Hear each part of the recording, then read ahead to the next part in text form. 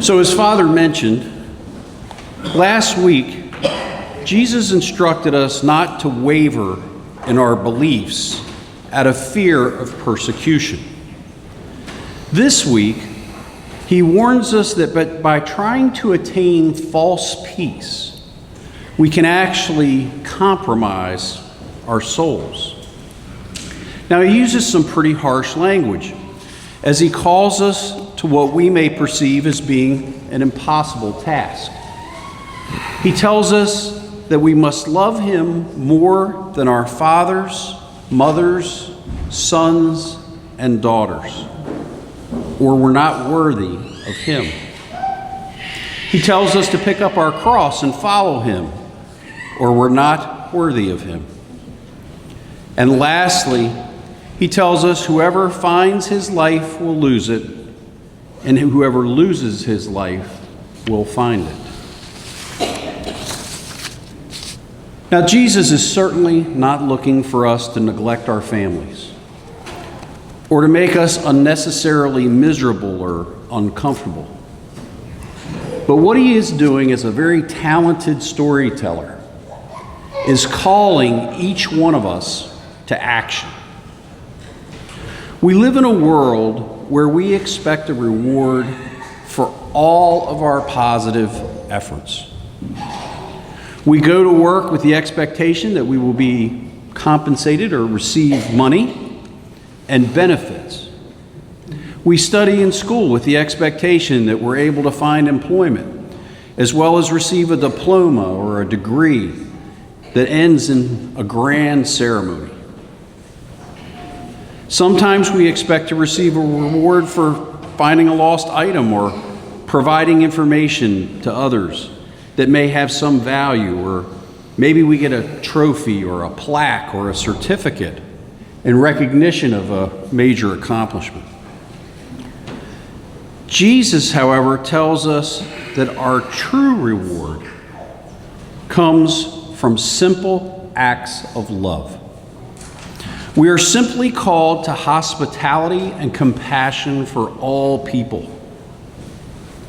The prophet, the righteous man, and the little one. The woman in our first reading, a woman of wealth and privilege, provides us with the perfect example by providing food and a place to stay for Elisha as he travels through a dangerous world where water, food, and lodging are often very limited. In our divisive world today, it is even more important now than it ever has been to be a welcoming faith community.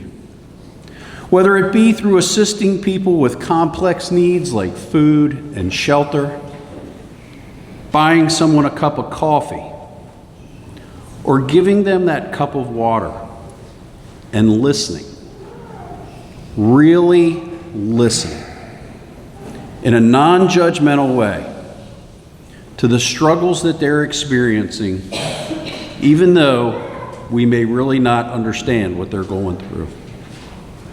Maybe we can provide a friendly smile and an introduction to a new parishioner or someone that's never been to church before.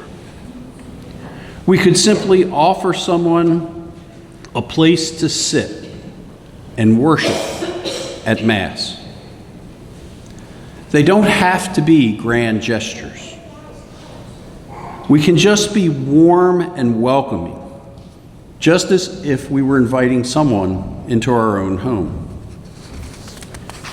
Now, I don't want to oversimplify it either. Discipleship is not something to be taken lightly, and it requires a lot of energy and effort. We are called to true discipleship. Now, true discipleship often comes to us at inconvenient times, when we're exhausted, or maybe we're just plain in a bad mood. It may be necessary for us to be compassionate and hospitable to people that are different from us, or people whose opinions we strongly disagree with.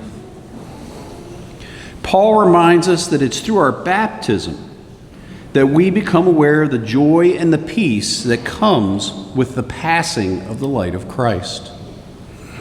A light that not only helps us to better understand Jesus' sacrifice through his death, but helps us to understand the significance of that sacrifice in our lives and the true reward to come.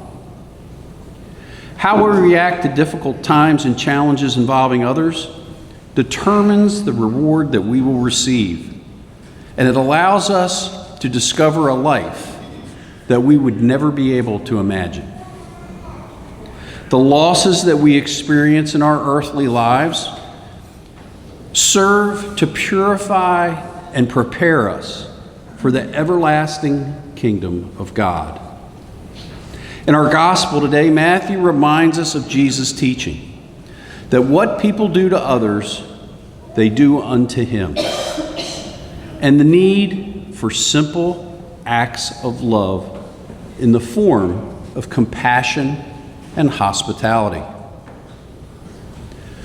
If we keep God first and foremost in our life, focus on being compassionate and hospitable to others, we will avoid the trap of false peace and gain true peace in the form of the greatest reward that we could ever imagine: eternal salvation.